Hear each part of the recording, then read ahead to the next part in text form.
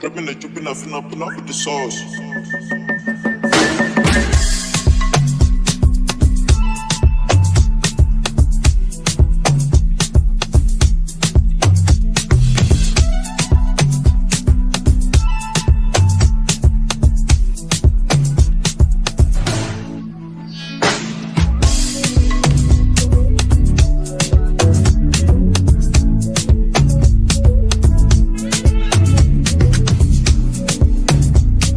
My name is Blessing Ajayi, the host of People's Blessing Show.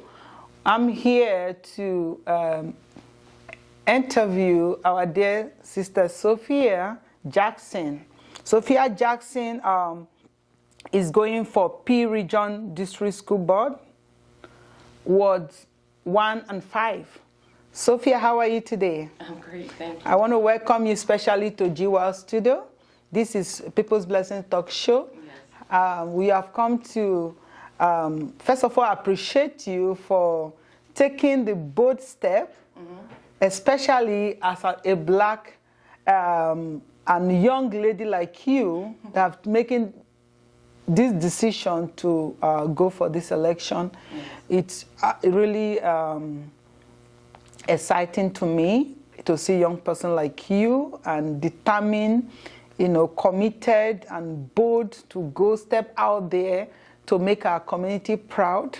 That is why we have chosen to call you here to share your opinion, your mission, your mandate to take our community to the next level. So how are you today?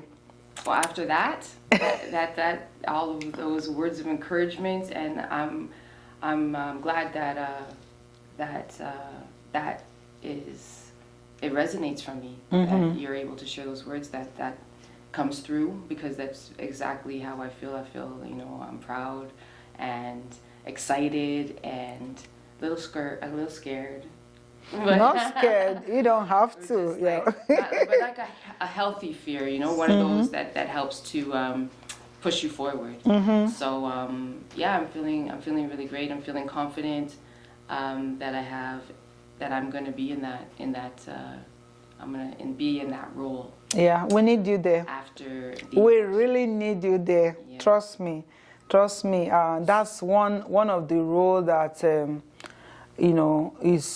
is good for mothers like you, and many of us to be able to step up, to defend, to speak, not just for the community, for our children, for parents in the school board. Is very important. I know a few years when there was an issue about racism, black racism in the school board, I had the opportunity to attend few meetings. In fact, I was boiling. I feel like I need to say something. Many of us said a lot of things during that time. But I believe by now, I don't know what is going on there right now, but I believe they should have found a way to rectify things. But we still need people like you to give us a voice in the school board committee. Yeah. And I want you to tell us, when I read your bio, there's something that strike me that said that you are a jack of all trades. I used to say master of all, right? So tell me, why do you have that nickname of master of all trades, jack of all trades? We're very much, a lot of people are on social media and so on and so forth. So I came across a meme or a video that said the true phrase, we use only the first part of it. And it's really, the full thing is a jack of all trades, a master of none, oftentimes better than a master of one. So jack of all trades, master of none is always used as a backhanded compliment. Yeah. In a lot of cases. It's like, oh, you're doing so many things, you can't be doing anything well.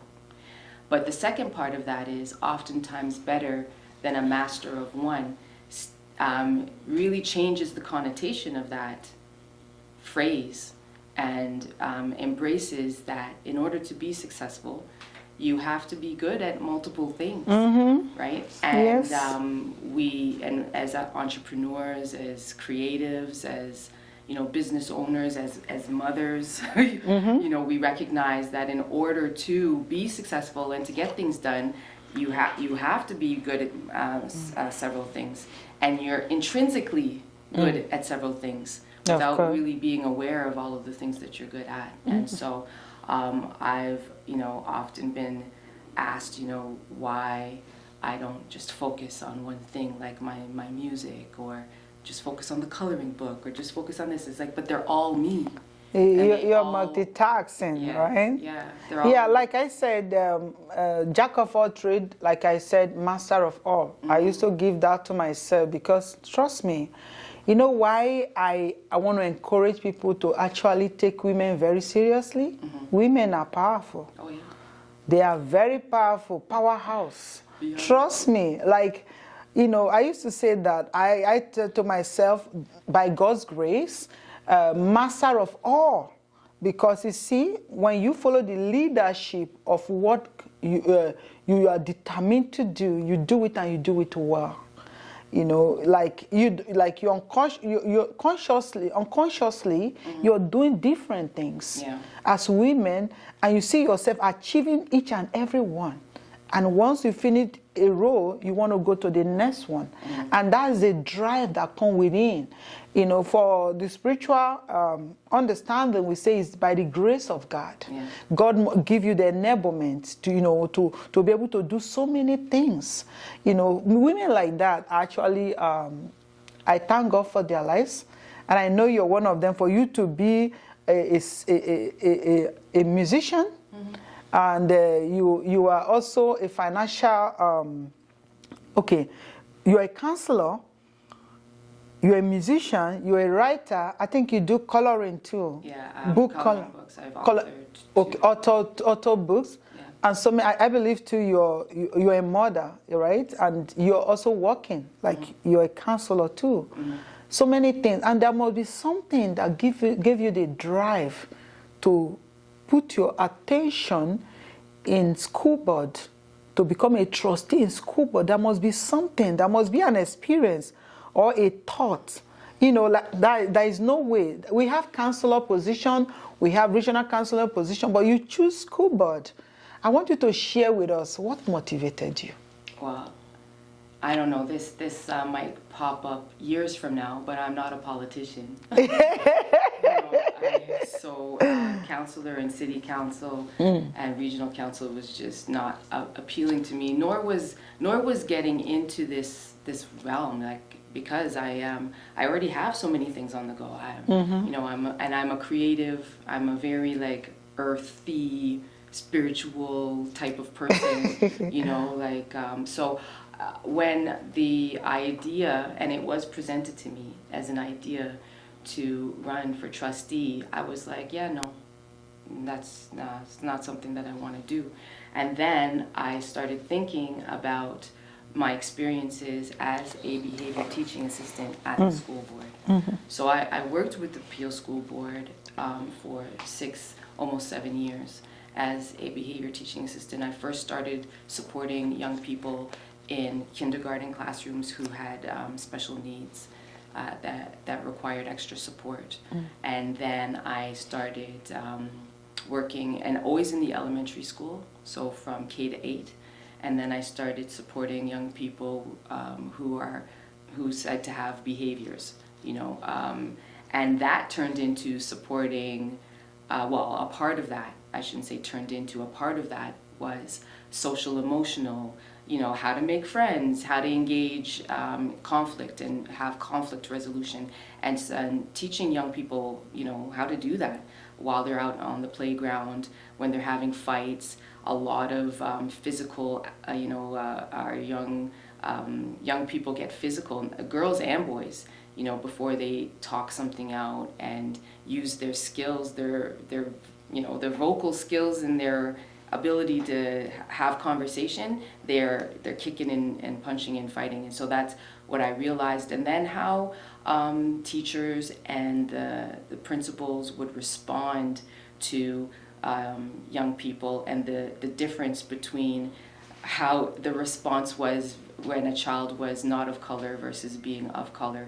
I saw that difference and had to advocate for our young boys and girls of color, and then sitting down with parents as well, because I realized that parents of non-racialized children respond to kids that are racialized very differently. Like, you'll have a young boy in the same classroom, they're the same age, but the parent wants the child to be reprimanded as if they were older, if they're of color. And I was just like, this is crazy, right? So seeing some of the things that I experienced firsthand, I was there in the rooms and in the spaces, listening to the conversations, hearing the discussions, hearing the terminology and words that are being used to describe our students, our young people, and I connected back to those experiences when it was suggested that I run for trustee. And then so I was very much aware about the review that happened, and the 29 directives that were brought down from the ministry, from the government, and I was one of those voices, one of those advocates that were asked to make sure that some of these directives got followed out in my school specifically. So all of that came flashing back to me, and I was like, okay, this is an opportunity, because a lot of the times I felt powerless, because as a behavior teaching assistant, my voice is not as strong as it would be as a trustee. That's true. That's true. Awesome. Awesome. We need you in that position, and you're going to represent Ward 1 and 5. 1 and 5. Yes. And tell us, having that drive now, when you get in there, how are you going to stand for the community based on this position? What are the things you want to emphasize that you think that is really important to make the change? Well, simplistically, everything that I just shared, I have been and I am already doing the work. Okay. It's part of who I am. So being in a role as trustee will just amplify the work that I already do. What are you doing? I have already done. So when I show up in spaces, it's always about being mindful of your surroundings, of who you're talking to, how you're speaking to the individuals. Mental health and wellness is very strong. Very strong for me, and understanding that the mental wellness and well-being and recognizing that speaking about mental wellness and well-being is being proactive, right? When we're talking about mental illness, that's a different conversation. But wellness and well-being, that's being proactive, and we have to recognize that the being proactive about our mental health is extremely important for young people. Of course, as you get older, it's extremely important too. But a young child cannot learn and cannot be present to accept everything that they need to take in for their education if they're not socially, emotionally, in a good space. That's true. That's true.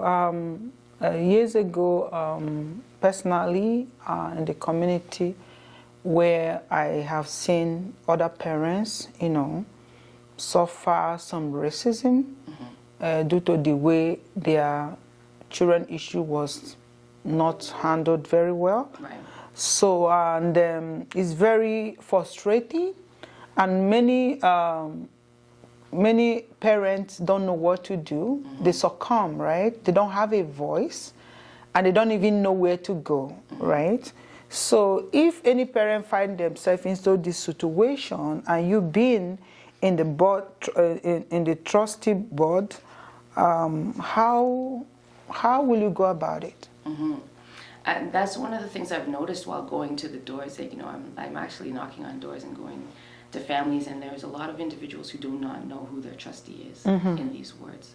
And so just communicating to people, while I'm out in the community on this journey, people are getting to know who I am and know my That's name. very important. So they're gonna know that they can contact me, and just by having a name, that's like half the battle, right? Yeah. And then recognizing that I know who I am, and I know how I show up, so that those calls won't be ignored.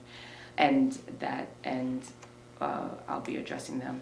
Also, to just backtrack a little bit with the question that you asked about how I feel, what I can bring to the table is that knowledge and understanding of what a trustee is, what a trustee does, because, simplistically, I mean, there are a lot of responsibilities, but we're really, as trustees, you're an advocate and a voice for the community, to the board, and from the board to the community. Yes. Right? To put it simplistically. And therefore, I want to make sure that I am that, that I follow through on that mission. And so, yeah, once people are aware that I'm there and that I have the skills and the experience, and to make people aware of the resources, especially when people feel that they don't have a voice, that they know where to go to find that voice.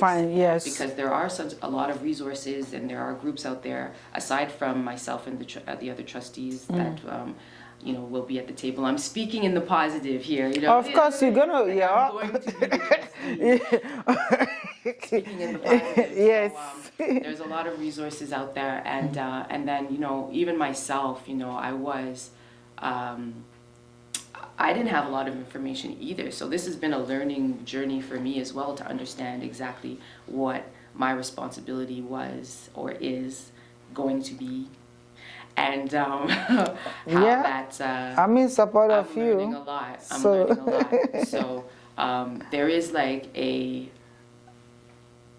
I guess a hierarchy. You're first and foremost, you should be going to the teachers in the classroom at that first, and then if you're not getting the type of results that you want there, then you're going to the principal, and if you're not getting the result that you want there, then you're going to the superintendent, and then after the superintendent, it's the trustees. I mean, obviously, some people might skip some of the stuff in between, but technically that's it. It's even in an office environment, right? They're saying, how do you manage conflict? Well, the first thing you do is you talk to the person directly, and then if you're not able to resolve there, then you escalate.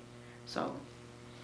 Yeah, I see in your flyer here, the area you want to focus is experienced child counselor, prioritize mental well-being, closing the pandemic learning gap, increase support for special education, financial literacy, and diversity and equity. Tell me about it. Well, starting from the top, as I have my credentials as a child and youth counselor. So also the acronym is CYC. So those skills I bring to the table in everything that I do. And in fact, it's very difficult for me not to operate from that lens of mindfulness, caring, nurturing, the why behind the why. When people do the things that they do, there's always a reason why. So some of those traits, they just come naturally to me, right? And so, and that's why I was able to work at the school board as a behavior teaching assistant. I had that background. I had brought that from a group home environment that I supported, as well as working at in a youth justice treatment, custody, and detention center. So I have that background, as well as working in community organizations with young people who might be displaced from a home standpoint, or are living, don't have the economical means to thrive in life. So, and supporting, and that's from kindergarten right up to young adults. Wow. Just before they technically age out of the system at like 29. So I have a broad knowledge and experience. Wow, so that's actually all that to the table. Yeah. When we're having conversations, and that I'm pretty confident that experience is unique when we're talking about some of the other trustees, right? Especially the incumbent. So, that's I'm very excited, because that's experience that I can and bring to the table, right? And then the pandemic gap, I've had so many conversations with parents and even young people about their fears, switching from online learning to going into the classroom, and parents who believe their children have not learned anything in the last 2 years. That's true. But are still being advanced into, and then how do we handle that and how do we tackle that? I know the province has put budget into place for pandemic. I was informed about that through some of my conversations with Trustee Kathy McDonald. She's in the role right now, and I'm confident she'll be reelected. I need her. So, we all need her.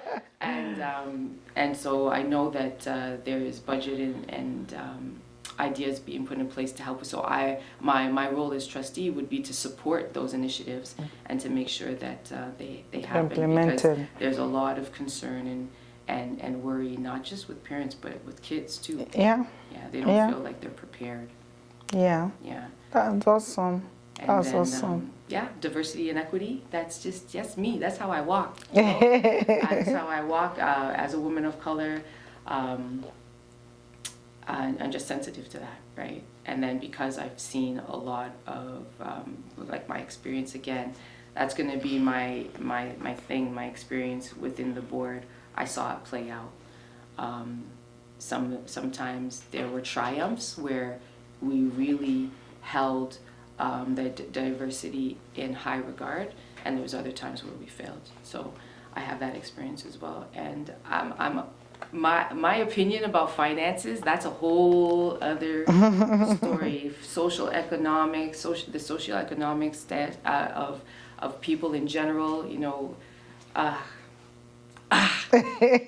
I just believe knowledge about finance, personal finance, right from saving to investing to interest rates to life insurance to all of those things that once you have that and you're equipped with that, it makes life, it's a whole different story. Yeah, it's very important. And makes it easier to navigate. It's a tool, financial knowledge and understanding is a tool that can be utilized to just make things a lot easier, It takes away money problems, and then you can actually live life in a different way. Yeah, actually I see that you're really very prepared. And I know that with all the experience you've gathered and the advocacy you have getting involved all these years, I'm pretty sure that God will show you favor. And there's nothing wrong in trying and making sure that, feeling the impact of what is going on in our community and finding a way to make a change, solve the problem. That's one thing many people are scared of, But I really want to appreciate you for taking that bold step. And trust me, with all the experience that you gather, I know Brampton West, Ward 1 to 5, have a great giant here, a woman of color, woman of integrity, beautiful, and a parent in that matter who can understand the heart of other parents, it make a difference. We need that in our community. Definitely. I want you to tell the viewers, because I know that this interview will be going to Black Community TV, Black Community Canada TV, and a lot of viewers will be, like to hear from you, especially our Black community also. So I want you to tell them your words and how you want them to vote on this day. Tell them the date of the voting, how you want them to vote, and how they can identify. Go ahead and tell the viewers. Okay. Well, hello everybody. My name is Sophia Jackson, and you can vote on October 24th, and early voting, because if you're not gonna be around on October 24th, you can vote early, or if you have some challenges going to the polls, early polls start as early as October 7th. Wow. Go to the City of Brampton website and you can search City of Brampton elections, and that'll give you all of the information you need to know. You'll be voting at your local school or community center, and I encourage you when you get to Trustee to vote for me, Sophia Jackson. Just remember the name Jackson, and I think that's it. And when I'm sure I'll see some people around Brampton. Wards 1 and 5 consists of the 410 all the way up to Mississauga Road, and from Beauvais to Queen. So that's a huge catchment. Yeah. There's a lot of schools and families and young people and businesses in those areas. So that's the area that is included in wards 1 and 5. Thank you so much. Viewers, you can hear Sister Sophia spoke already about her word. So we want to encourage every one of you. You can see she have explained how she can support the community through her position. And please vote for her. And we're looking forward to bring her back here once the seat is given to her. And she's going to thank you for being a blessing to her position. And today I also, go ahead. I also wanted to add that you can, because I do need support from a contribution standpoint, in order to, so please go to sophiajackson.ca. Okay, financial contribution? Yes. Yes, donation to support, especially being a young lady, you're a young lady coming in this bold step. I want to encourage you, go to her website, click donation, and support her. Black community, let's support our own. Let's support our sister, to make this election possible. And I'm praying that the Almighty God, too, will give you that favor of breakthrough for the fact that you have determined and come in this bold step. And I know that victory will be yours. Look out for Black Community Canada TV that is coming up on YouTube. This is our first candidate for this episode. And see you, and God bless you all. Thank you.